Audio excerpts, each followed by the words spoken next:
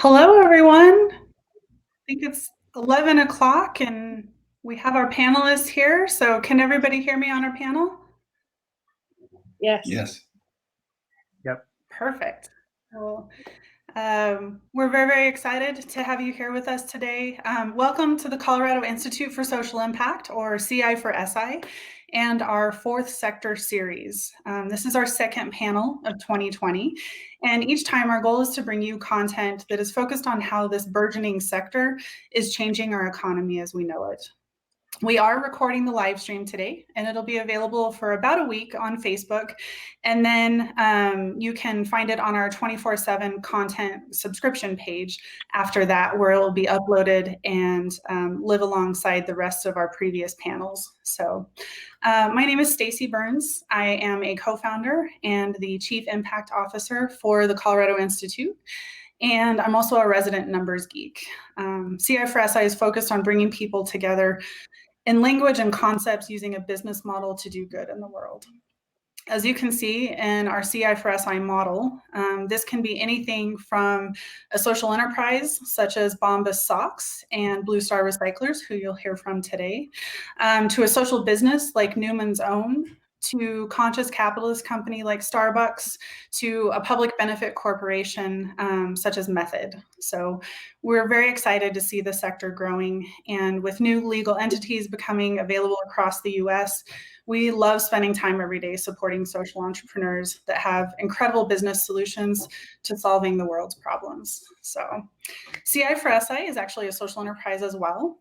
In addition to our goals of providing education on the fourth sector at little to no cost for entrepreneurs as well as consumers, we offer services such as certification, evaluation, and consultation. You can find out more about each of those on our website at ci4si.org. But today we get to delve a little bit more into one of our areas of focus, which is evaluation. Evaluation has been around for quite some time, whether you're a nonprofit that has been measuring people or you're a for-profit that has been measuring money.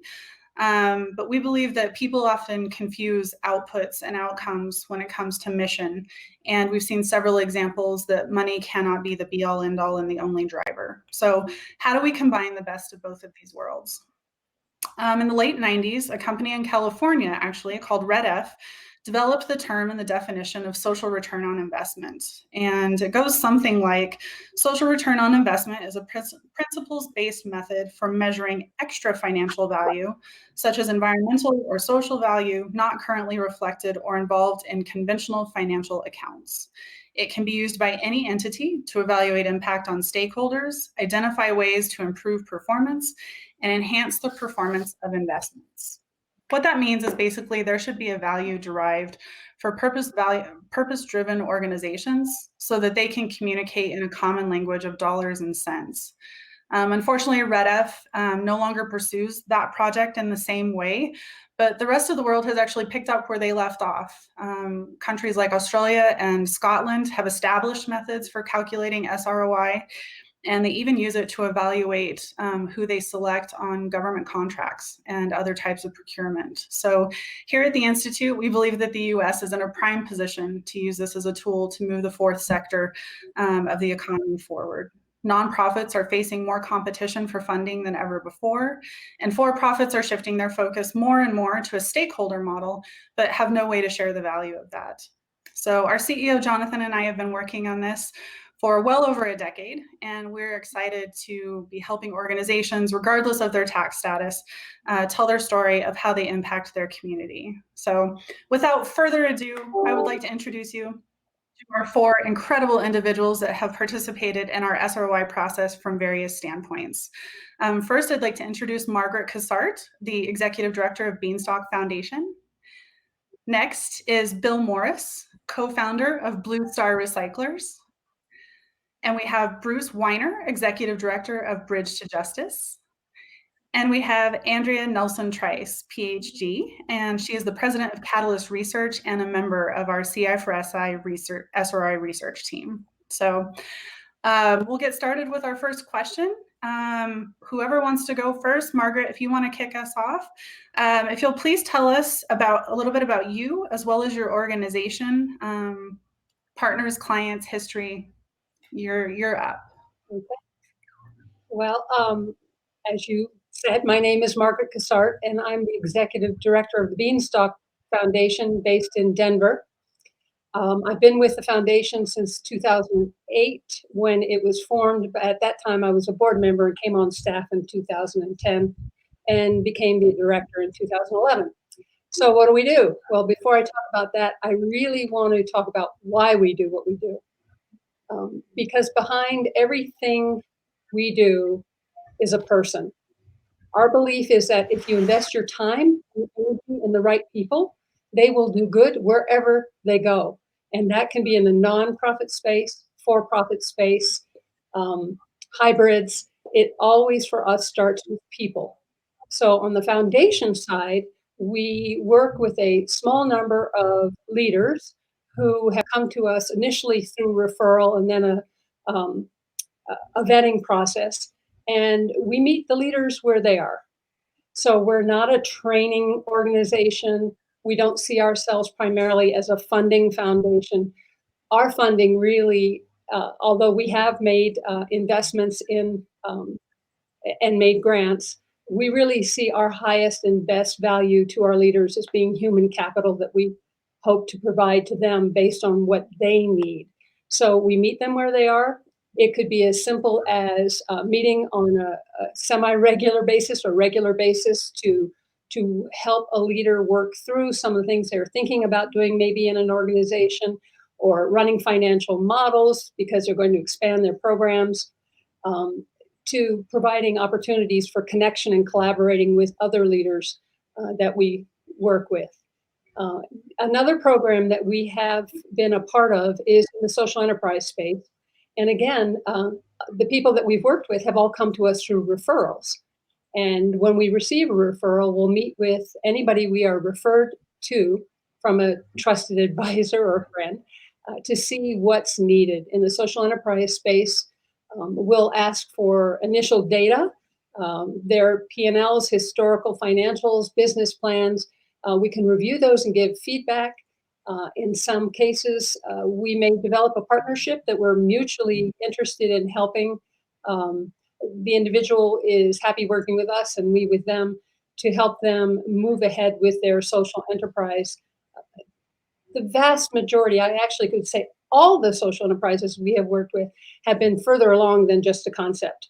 So there are actually three leaders on this call, Beanstalk leaders, Stacy being one of them, Bill and Bruce.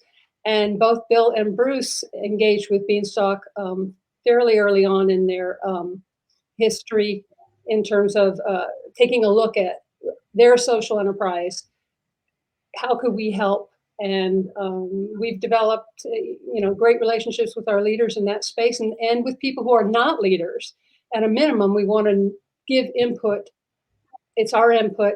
It's unbiased. Our whole objective is to see individuals succeed. So that's the Beanstalk Foundation. There's one other thing I will add, that as a result of some of our activity in the social enterprise space, our founder, Ted Stolberg, spun off a for-profit holding company called Beanstalk Collaborative Community Wealth, LLC. And the whole objective is preserving local businesses. Again, the key to those businesses will always be leadership. So I'll take it back to where I started. We always start with leadership is the most important aspect of any business, nonprofit or for-profit. You don't have the right leader, you can have a great mission, but no leadership. We believe it's not going to flourish. So that's it. Thank you, Margaret. Thank you. Bruce, would you like to go next? Sure. So my name is Bruce Weiner. I'm the founder and executive director of Bridge to Justice. We're a nonprofit legal services provider based in Boulder, and we also have an office in Longmont. I founded the organization in 2013 after volunteering for Boulder County Legal Services, which is the legal aid organization in Boulder County. And I'd been seeing that there were gaps in services for low income folks that were not being met in the community. And I felt like there was a business model there primarily in family law cases. Legal aid has limited resources and is not able to help everyone who qualifies for their services. So I spun it off into a nonprofit in 2013. And essentially, our client base are low and moderate income clients, folks who are slightly over income for legal aid, folks who have what are called post-decree family law cases. These are cases where the court has entered a divorce decree or a child custody order, and a parent wants to modify or enforce that order. So legal aid doesn't take any of those cases. And that was the big gap in services that we wanted to address, as well as housing cases. So we started with 2 employees, and we now have 5 employees. As I said, our practice areas consist of family law, housing, public benefits issues. And our mission is to bridge the gap between legal needs and legal access with affordable, high quality legal services. So it's a bit of a hybrid model. We do charge fees, but they're significantly reduced. And all of our clients' income qualify based on their income and assets. As a point of reference, our income qualification is about 400% of poverty. Legal aid is about 125% of poverty. So our goal is to really expand the reach to serving more of the moderate income population that can't afford a big retainer or a private attorney. We get funding, in addition to client fees, we get funding from local municipalities, from foundations, and from private donors. We have received financial assistance from the Beanstalk Foundation, and we're very grateful for that. In terms of partner agencies, we have contracts with 2 domestic violence shelters, Boulder County, SPAN, and Safe Shelter of St. Vrain Valley. So we provide free services to their clients, and in turn, they pay our agency a reduced rate. We have strong relationships with the Bar Association, with food pantries, and with private family lawyers, where it's just not cost effective for them to work with lower and moderate income clients. So it's been quite an interesting ride the last 7 years. I feel like we're at a point where the community is aware of us, but it's always a challenge to educate the community and to let people know that we exist. But it's been a lot of fun. Thank you, Bruce. Andrea, would you like to go next? Sure. So I am Andrea Nelson Trice and have been in Colorado Springs now for 3 years, moved from Indiana, where I was previously on the faculty at Purdue. I have a heart for helping organizations become more efficient and to really evaluate to what extent they're hitting the goals that they've set for themselves. Are they doing the good that they're hoping that they're doing? So use my skills to work with a variety of nonprofits and social enterprises, from the National Science Foundation to the University of Colorado, Colorado Springs, to Compassion International, and to several clients now with the Institute for Social Impact, including Blue Star Recyclers. Thank you, Andrea. And You're Mr. welcome. Morris. Good segue. So my name is Bill Morris, co-founder of Blue Star Recyclers. We are sort of an accidental discovery, or the result of an accidental discovery. In 2008, I came across 4 young men on the autism spectrum who possessed innate talent and skill for the kind of work we do in the electronics recycling world. And we played a hunch. We created an employment enclave. They thrived, it grew. And then a year later, I had the good fortune to meet the Fanant family here in Colorado Springs. And Tony and Mary Fanant, who own Qualtech Manufacturing, invested a large chunk of their personal wealth to help us get this thing started. So in 2009, we became Blue Star Recyclers. we recycled the name to do that. It was kind of it was an older company that had been here that had left town, and so we just changed Blue Star Electronics to Blue Star Recyclers. Our mission is recycling electronics is a way to create jobs for people with autism and other disabilities, and really any barriers to employment. We've expanded our workforce now. Fast forward 11 years, I guess, since that time, we've recycled 22 million pounds of electronics. We have 51 employees today at 4 locations, 3 in Colorado, 1 in Chicago. And we're opening the Roaring Fork Valley in June, so we'll have 5 locations. And so by the end of this year, I think we'll have around 75 employees, something like that. The great thing is that we've been very, very fortunate to be able to produce impact on the 3 fronts that you measure that are fairly easy to measure. One is environmental. From recycling electronics, there's some defined impacts that can be measured. We also create a pretty significant social impact, because when people with disabilities are employed, just about everything good happens for them, for us, and for the community. And then we also produce a pretty significant economic impact in that both in earned income, and I'm very proud to say that Blue Star is 100% self-sustainable through earned income, which it took us a while, but as a nonprofit, that's a big deal for us. And the social return on investment numbers, and we'll talk more about that, but for 2018, we were able to generate a little over a couple $1 million a year in SROI, and that grew a little bit in 2019. So we feel like we have 3 things that we can measure, and those are the things that we owe back to the community, because as a nonprofit, we don't pay taxes, so we owe the community those impacts back, and it's really been fun to see the growth, and I'll leave you with this thought: it's all because of the people we employ. Blue Star has grown because of them, not because of me. So thank you. You're humble, Bill, but I know you had a little something to do with it. We'll go right back to you with this next question, which is, what drew you to doing a social return on investment study, and how have the results changed things for your organization?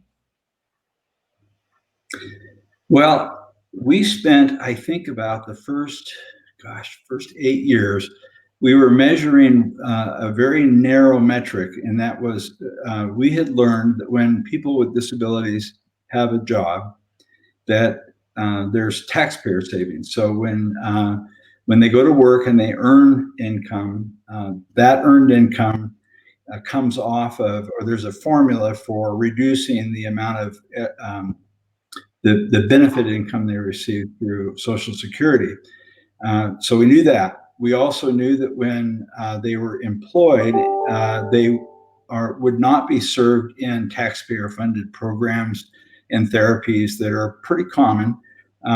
Those might augment work, but so when a person is employed at Blue Star, their earned income reduces benefits. When they're at work, they're not being served in programs, that reduces benefits, and actually the little bit of payroll tax that the taxes they pay, when you add that all together, it was about $18.49 an hour.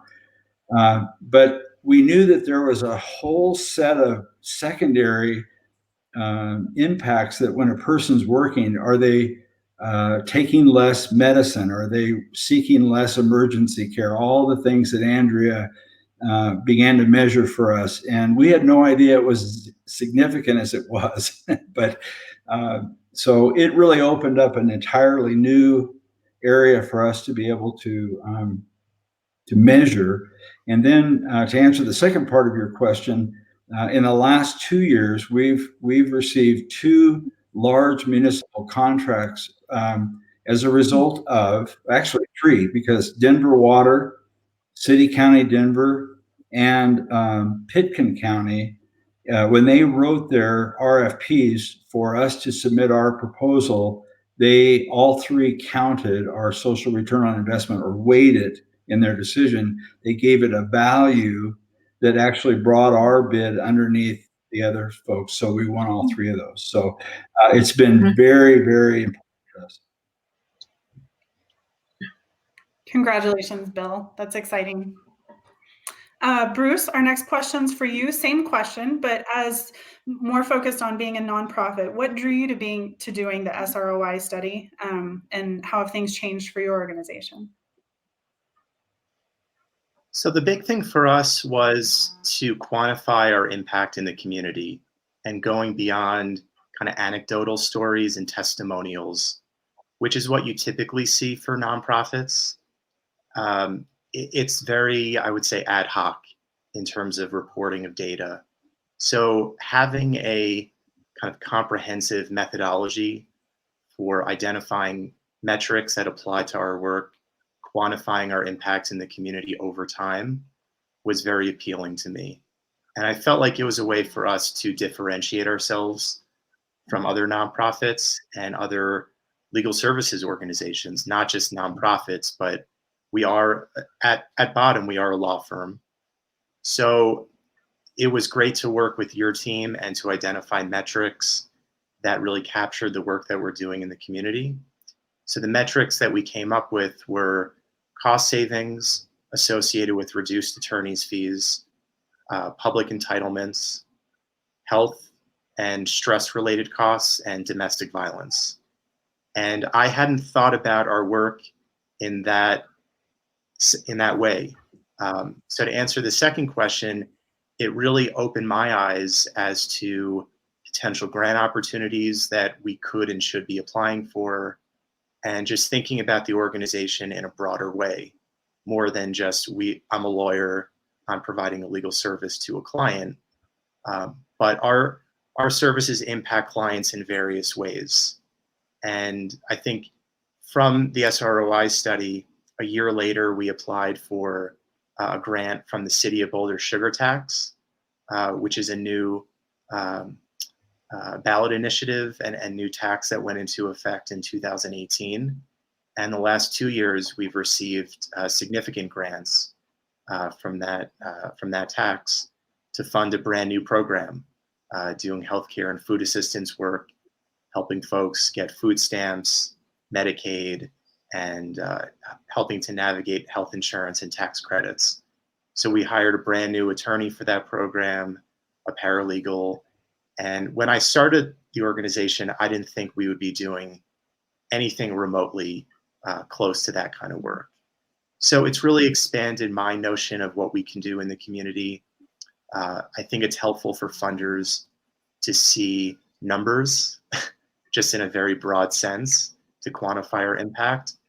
And for lawyers to see that. Lawyers don't really associate their work with quantifiable impacts. It's more anecdotal. So I think it's really allowed us to differentiate ourselves in the nonprofit space and as a law firm. Thank you, Bruce. And that's exciting. I didn't know about the additional grants, so congratulations. Thanks. Ms. Margaret, can you tell us about your experience as a funder being part of the SROI process? And did it change how you think about funding potential recipients? And if so, how? Sure.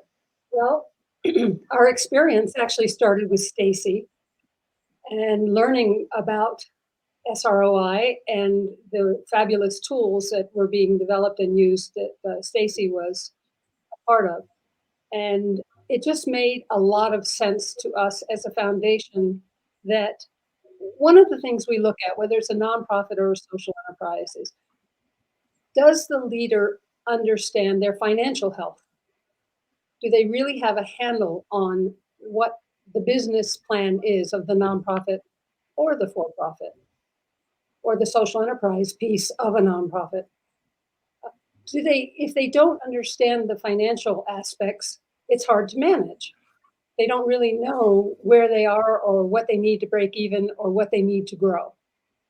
So when you look at that piece, and then you go a step further and you say, well, all nonprofits want funding. We know that. I mean, when I have conversations with people in the about the world and ask what their biggest need is, I know the answer is going to be money. I mean, it's just a fact. So traditionally, nonprofits have made their case predominantly with narrative and some understanding, some better than others, of their financial situation. And what's becoming more and more clear to us is that understanding your social impact is as critical as understanding your financial health. And so we decided that we believe so strongly in that, and providing the opportunity for a nonprofit to quantitatively present their impact in addition to narrative to a potential funder and to the community was not only critical, it's necessary, and we wanted to put our money behind it. So we funded an SROI study for Bridge to Justice, and we also funded one for the Rise School in Denver. Both of those surprised us in that we never expected to see the health benefits of the legal services that Bruce is providing. It was phenomenal information that really opened our eyes to the potential for additional funding and resources for Bruce and the great work he's doing at Bridge to Justice. The Rise School had a similar reaction. The impact there. So I'll just quickly say that if you're providing 300 meals a day to those who have difficulty with access to food, which is huge right now, that's impact. You can state that, and people get it. But if you're working with a child that has developmental challenges, as they do at the Rise School, it's hard for someone to understand past the narrative of, we really helped this child. What does that mean? So when the SROI study was conducted, it showed the long-term, short-term, and long-term impact of having a child in an environment that is meeting them where they are, meeting their needs. And the return on, if I remember, and Stacy or Andrea jump in, if I remember correctly, for every dollar spent, it was close to $3 in value. So you take that to a funder who is used to seeing some financials and a lot of narrative.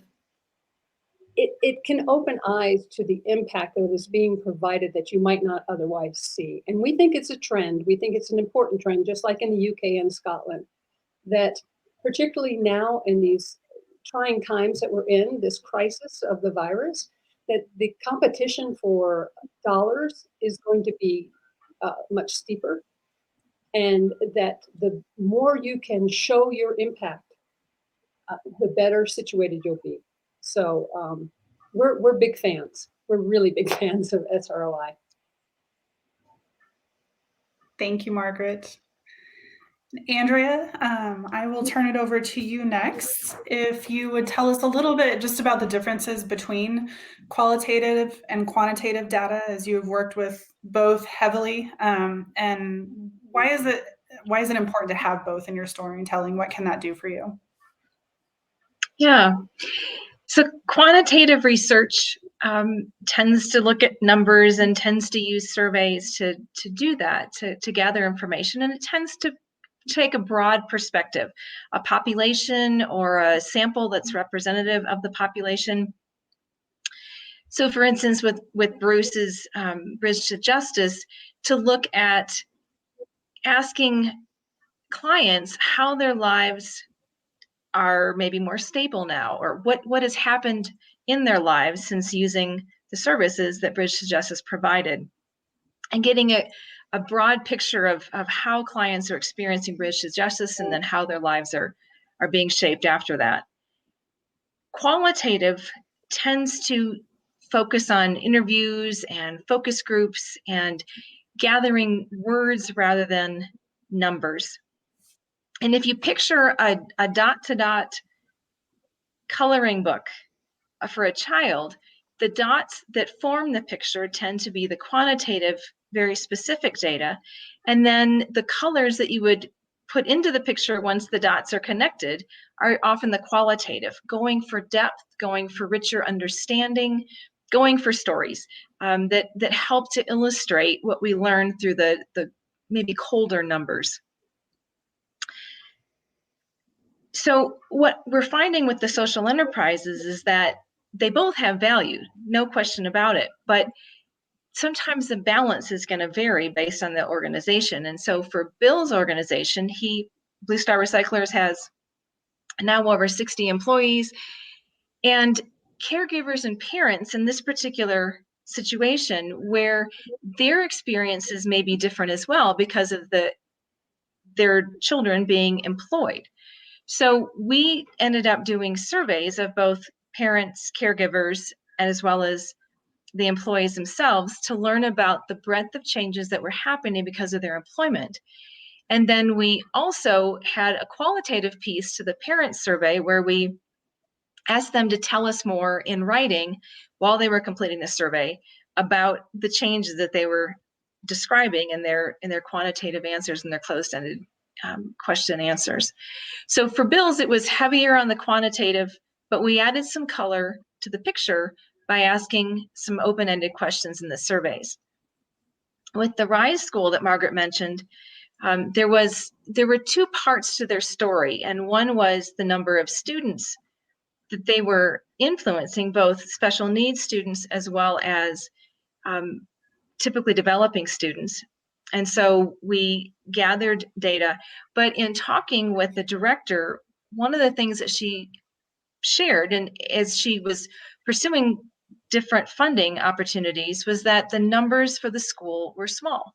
And that's part of their beauty in terms of reaching the students and really having a significant lifelong impact on them that they believe is the case. But with funders, it was, but you only have 30 or so students. I'm not sure that we can justify giving you a grant for $30,000 for that. And so then we began also to look at their impact in the region, in the city of Denver, in the region, and really in the state, in terms of leadership that they were offering on boards, doing pro bono consulting, different ways that they were modeling a very different approach to services for special needs children and serving interns at the graduate level from different universities in the state. They were doing all kinds of things. And so we also, besides gathering numbers, we gathered stories. We talked to experts that work in the special needs space and learned more about the stories behind how the RISE school was impacting the community. And so in that one, it was a different balance of both quantitative and qualitative, heavier in some ways on the qualitative data, but they combine beautifully, and in each case you use a different balance to best tell their story.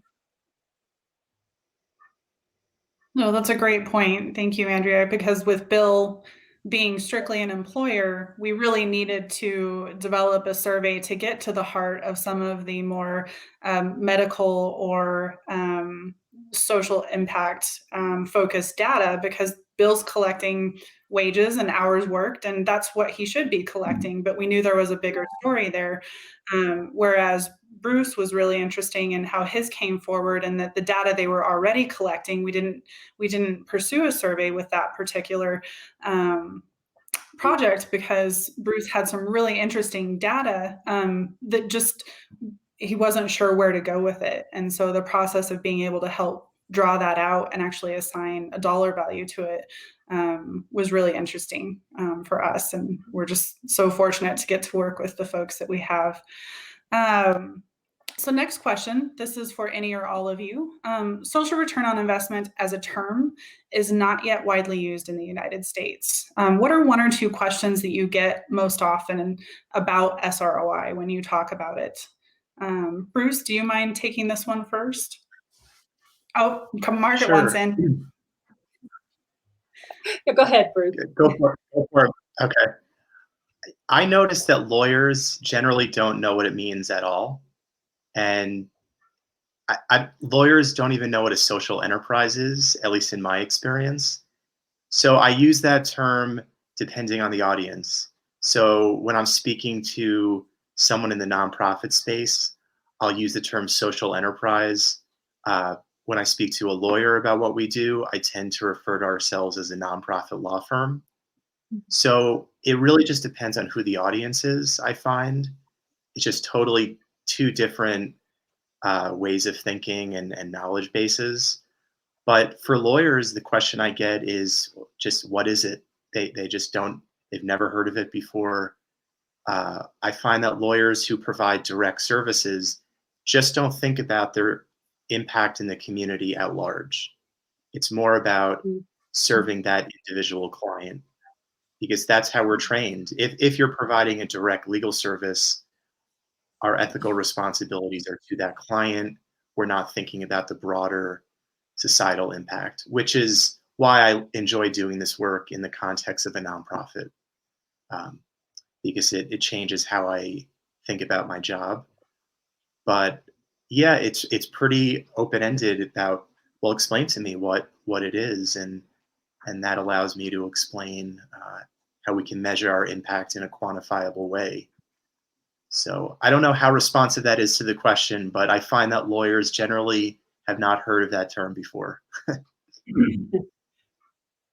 I don't think lawyers are the only ones, but Margaret, do you want to jump in? Sure. My frame of reference predominantly nonprofits and funders, and usually it's how much does it cost? What will it do for me? Will it help me raise funds? And how much time is it going to take on my part? Um, sort of, and yeah, so those are the questions we get.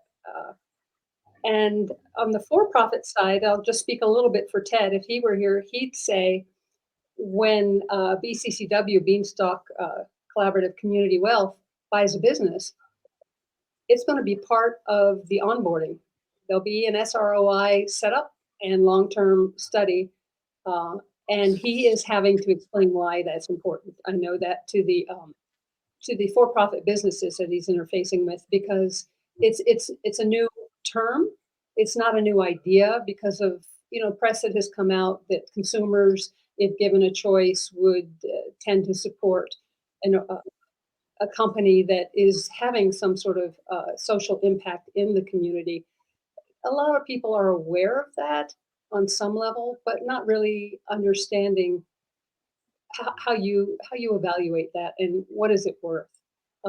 So I do want to go back. I didn't answer the second half of your question before, Stacy, and so I just want to quickly acknowledge what Andrea said in that the narrative and the quantitative is really important. And as we move forward in the funding space, I believe that foundations will be looking for both. And I know we will work with our leaders if they're at a place in their growth for their organization that they've chosen, because we follow leaders, not causes or organizations. But if it makes sense for their organization, assuming the financial aspects are fully understood, then it would be something we would say, yeah, this is the next step. This is what you will really help you grow. So in the nonprofit sector, we're big proponents. We see and believe that it is a trend that is coming, a necessary trend. And in the for-profit space, at least for the involvement of the holding company, it'll be a requirement. So, there you go. Thank you. Andrea or Bill, questions you all get about SROI? Andrea, It's go more ahead. like what Bruce said. Yeah, it's so what is that? And then I can talk about it because I work internationally as well, can talk about it the different formats in terms of funding blends, whether it's strictly a for-profit or a mixture of nonprofit and then having funding streams of their own. And then just talking about what it might look like if it were located in Tanzania versus in Colorado Springs. So, but yeah, it's still education, I think, at this point for the people that I talk with. All right. Bill, anything to add? Yeah. Yeah, it's an interesting process that's taken place. So what we've discovered is good ideas that produce results tend to get legs and travel well. And so to give you an idea of how this worked, about 4 years ago, when we were approached by Denver Water to submit a proposal for services. We were working initially with a procurement person that was my age, and he hadn't heard anything about social enterprise or SROI or anything else. But in the process of that RFP being developed, they brought in a younger person from California. He had moved out here, and in his last position, and this might have been Red F that had possibly planted this idea. He had SRO. He had an RFP where SROI was evaluated and considered. So he went to Denver Water and said, "I would like to use the RFP that I brought from California. Is that okay?" And Denver Water said, "Absolutely." So we bid it, we won it. And then Pitkin County had heard about it. Pitkin County imported that RFP template, used it, and we bid that one and won it. And then City County Denver, after about 3 years of working with them, they finally looked at it and said, "We like this because this really is a way to use the waste that City County Denver produces as a way to produce social impact." So the beauty is that I think that when we move from concept and idea to putting it in action, it allows municipalities to use the dollars they get from taxpayers to produce impact. And then I want to finish by saying that DaVita Corporation, VF Corporation, and Mitsubishi have all invested heavily in Blue Star, and they did so because of our SROI.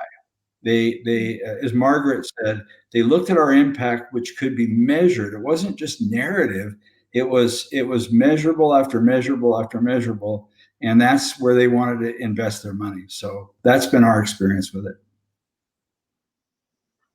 Thank you. Mm-hmm. Andrea, what is the greatest challenge from a researcher's point of view when it comes to data as you see it? There are several, but I think one of them that is very common is being able to gather quality data. Sometimes you have a wonderful survey you've put together, but a very small proportion of people who are willing to respond to it. So you may have a population of 300 people, but only get responses from 40. And it means that you don't have the breadth that you really need to be able to say things about the population. You may have people who it's the people who do respond aren't representative of the actual population, and so if it's an online survey and you're sending it to a significant number who don't have internet access at home, you may be overrepresenting people who are in higher socioeconomic classes and underrepresenting maybe older people as well as lower income people. Sometimes you have people who are concerned about sharing information. You may commit to anonymity and confidentiality, but people don't know you, don't trust you, and they're just not willing to respond in a forthright way. Or they don't want to take the survey seriously. They're in a hurry. Okay, I'll give you 5 minutes, but they just kind of check things off quickly. There are a lot of reasons why you can have data to manipulate, but it really isn't the quality of data that you'd like. So that is one of the things that we just have to try and build into every evaluation that we create, is anticipating the kinds of problems and then addressing that through different means as you're designing the process for evaluating a program. Well, and if I can hop on my soapbox for a second, just adding to that, just consistent and longitudinal data as well, right? Mhm. If you get a good set of questions, don't be afraid to pivot. If something's not working, you're not getting the data from the question as you intended, don't anticipate your results and then shift the question. But if you're not getting the information that you want the question to answer, feel free to pivot. But the more you can be consistent with the questions that you're asking, the more often that you can ask those questions over and over again, and the longer you can ask those questions over and over again, this strengthens the ability to tell your story in such incredible and exponential ways. A lot of the metrics that we use on these studies end up being government data because folks in mission-driven social impact spaces haven't had the time, but also haven't had the bandwidth to build up a longitudinal source of data that we can use reliably. And so, yeah, I'll get off my soapbox now, but I would add those two things as well. Margaret, you talked a little bit, you touched a little bit on it earlier, but do you see something like SROI changing the future of funding significantly? What does that look like in the next 5 years, 10 years? You know, I've thought about that question, and it's hard for me to answer it with a broad palette. I think on the foundation side, and again, I can't speak for all foundations. I do see interest in SROI and curiosity and trying to understand what the best tools might be. So I think there's a slow movement in that direction. And if you go outside the U.S. to Scotland or the U.K., you can see the impact of how effective an SROI study can be. And I think that helps in communicating to some of the larger organizations, agencies, whatever. But I think it takes time. It's a slow process. Just as I would say that the whole idea of helping fund or helping social enterprises, it was a slow process getting traditional funders on board for that. But everybody seems to be getting there. And I do think the desire is there. There's a lot of conversation around the need to understand social impact. And so I think we are headed that way. I just don't know how fast it will happen. I don't know how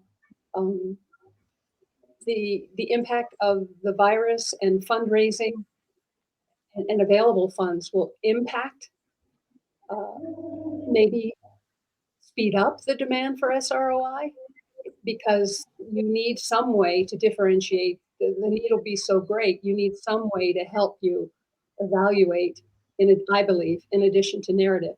So it's a hard question to answer. I'm hopeful, and I am optimistic that we are headed into a territory where it will become more and more the norm.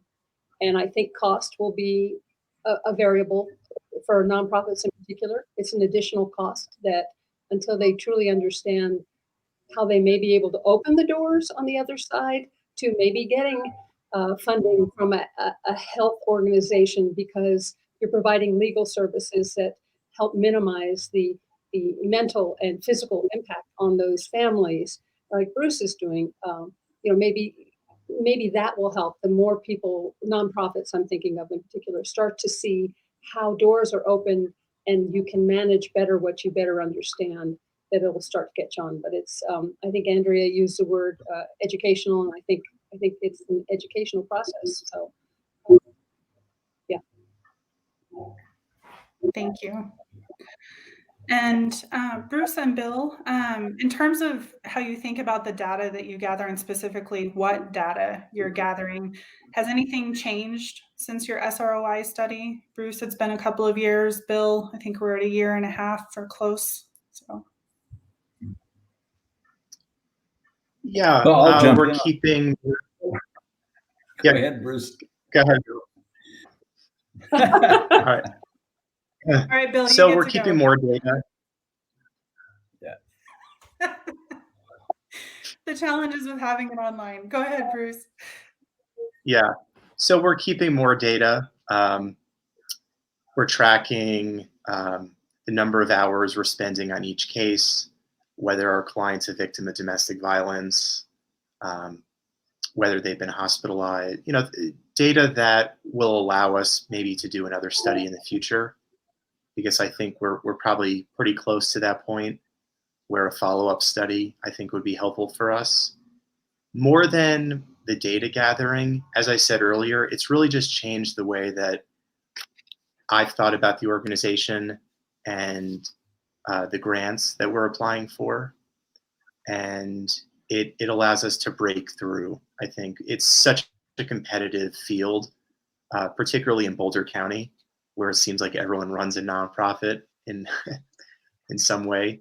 And now, to add to Margaret's point, a lot of nonprofits are struggling and will likely continue to struggle in the months ahead. Um, so there are a lot of COVID-19 relief funds, and they're looking for concrete data as to how their money can impact the community now. So it's not directly responsive to this question, but having that data, I think, is enormously helpful in a time like now where funders want to get their money out into the community right away. Mm. So I'm seeing the applications tend to be a bit more streamlined than they usually are.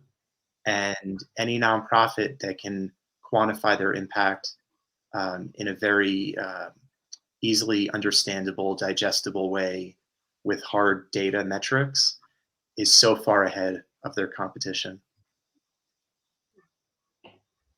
Thank you. Yeah, I'll echo that. I haven't spoke to our nonprofit funding partners, but I can tell you that without exception, every one of our funders, our foundation funders, at some point in the last couple of years has thanked us for having that data to share with them that allowed them to make a more informed decision about the impact we have. So if you have a nonprofit, it'll definitely improve the relationship with funders, in my experience. I can tell you that the way to answer your question, Stacy, the way we initially looked at our impact was really anecdotal. Our first 4 young men that came to work for us, everything changed about them. They all improved in physically, mentally, emotionally. So we had a lot of good anecdotal information. We had great quotations from parents saying, "This is what's happened to my son or daughter since he or she went to work." So we knew that we were having an impact. What the work that Andrea did through the Institute was to finally be able to say, what's that worth to the family, to the taxpayer, to the individual himself. And I'll finish up by sharing that in November, we opened a program in Santiago, Chile through a partner called Kiklos. And they now employ 35 people with disabilities in an electronics recycling program. And it's a wonderful opportunity to do something very new in a country that hadn't done it. But the metric that they're turning up, and we turned it up here a little bit, but when a family in a country, let's say, that doesn't have our level of affluence, when they have a son or daughter with a disability, almost always one parent stays home with that child. When these 35 people went to work, all 35 of those families not only gained income from their child going to work, mother or father went to work as well. And now we have a family that went from 1 income to 3, and just by through employment. So that's Bill, really how this thing. I'd be happy to travel to South America with you the next time you go and help you get some data on that. I think that sounds super exciting. Yeah, it is. So, Your suitcases. Bill, you started as a yeah, I know, I'm ready. I'm supposed to be in Peru right now, but instead I get to hang out with all you awesome folks. So it's not a bad trade-off. But, so Bill, you started as a for-profit and converted to a nonprofit because that made more sense for your model. Bruce, you've always been a nonprofit, but both of you have a very, very strong revenue strategy as social enterprises. For the for-profits that might be watching that have this mission or purpose component built in, do you feel that SROI would be helpful to them as well? I'll field that one hopefully before Bruce starts talking. So, yes, I actually, we talked, or I mentioned a little earlier about how we worked with a younger procurement manager now that is looking for this. I think the average customer now that's a millennial, maybe to 40 years old, is really shopping in a way where they're using their money more than spending it. And so I actually think it's more important for-profits to do this than nonprofits, because if they're going to distinguish themselves from their competitors, they had better have a great story of how when I buy their product or service, it creates secondary impact. And all you have to do is go online and visit VF Corporation. They just moved their operations to Denver. They have like Vans and Dickies and North Face and a number of brands. And this is a company that they're pulling away from the pack. And that garment business is brutal. And the way they're doing it is through SROI, if you really look at them. So I think there's some great examples of businesses that are leading. And what I know is if you're a business, you don't want to be the second one doing it. You want to be the first.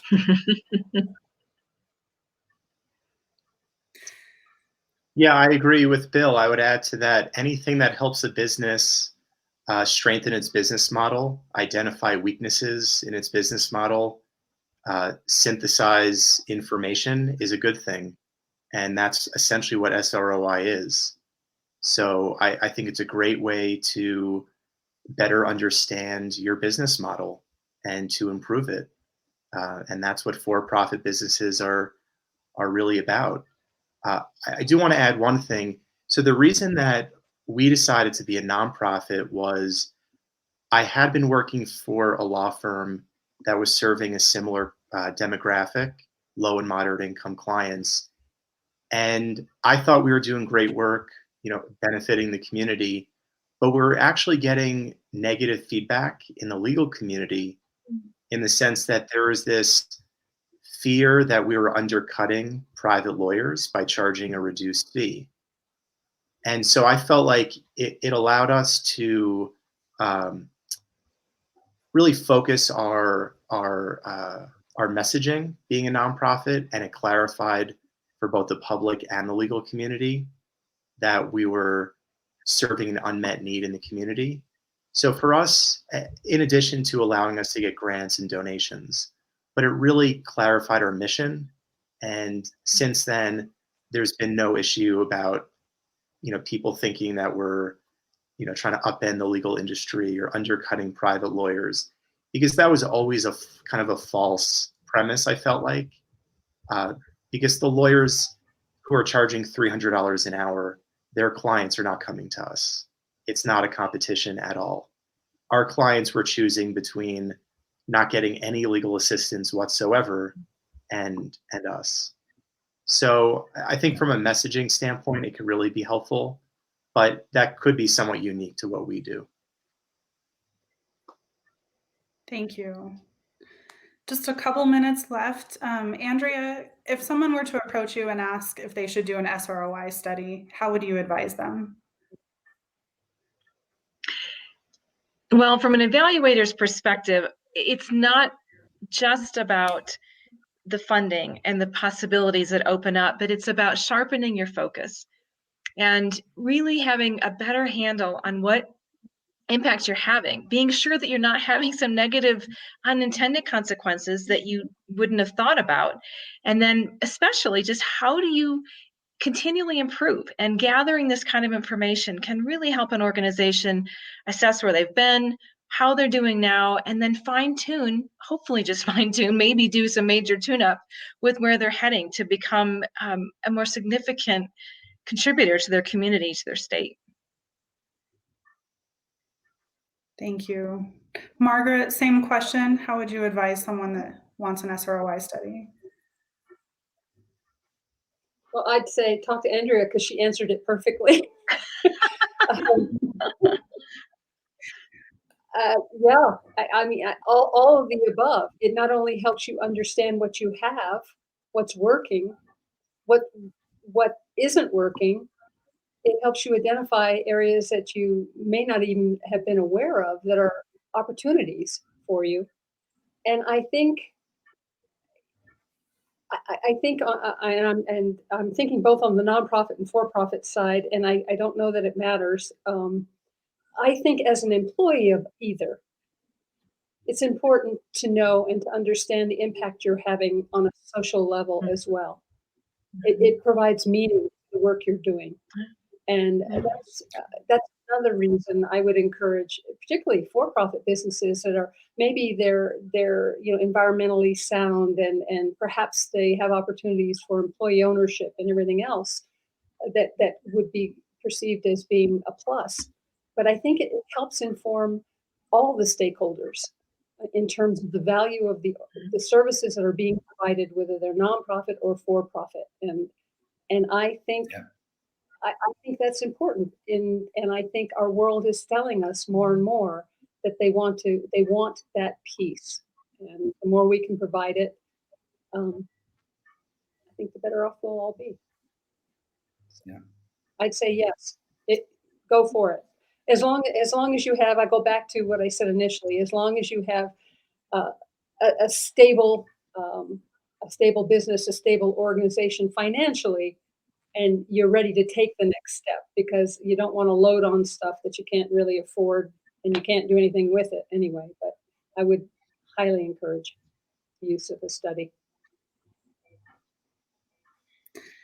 We're at time. I just want to thank all of you, our panelists, for joining us today. You guys are incredible. I appreciate you. I want to thank our folks for joining us online. I know we had some quite a bit of attendance today. And I want to say a really big thank you to Steve Weed Media for hosting this on his platform, his live streaming platform, and making sure that hopefully it just went off without a hitch for you.